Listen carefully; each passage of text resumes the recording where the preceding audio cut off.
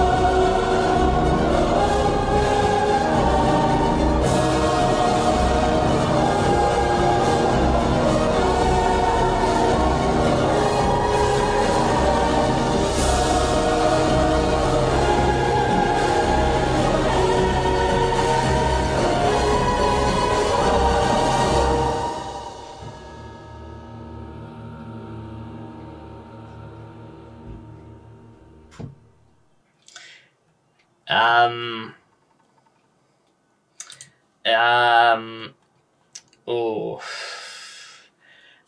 it's a cool idea, but I think a problem I kind of had, to be honest, with the soundtrack is that it doesn't really. I'm not entirely sure. I'm not entirely sure if it really conveys like the terror or the horror of a being of this magnitude coming into it. And I wish there was like any other way to put it, but it's kind of, actually, to be honest, bizarrely enough, I'm kind of like a little bit struggling here about what I'm supposed to say. Apart from one thing I definitely can say that does kind of salvage the whole experience is that you can go up to like a balcony during the fight, so you have to like take out a bunch of like summoners and enchanters, otherwise it will just like regain health infinitely. But when you do that, you get to look down the sight of this thing. But I will say, just for the sake of clarification, I do think there is something to be said about like how even this boss came into being, or the idea of just how did any of this happen? How on earth could something like this and a mass of corpses are not even allowed to be laid to rest at this sort of site? So the only thing I could like possibly add in the middle of all this is that I think it's a great idea, but I just don't think it's really executed that well. And that goes for quite a number of things in these games sometimes. But again, I think it's just, it could have been possibly been better handled. Still, with that being said, I think you got to give them props for trying, I suppose. I mean, it certainly feels like a boss that would be in Bloodborne, just maybe not in the position it's in, or maybe they could have done... I don't know. My feelings about it are just sort of there, I suppose. But with all that being said and done, I hope all of you guys enjoyed this, the reaction to the One Reborn, and I cannot wait to see all of you guys again in the next video. Take care, and bye-bye for now.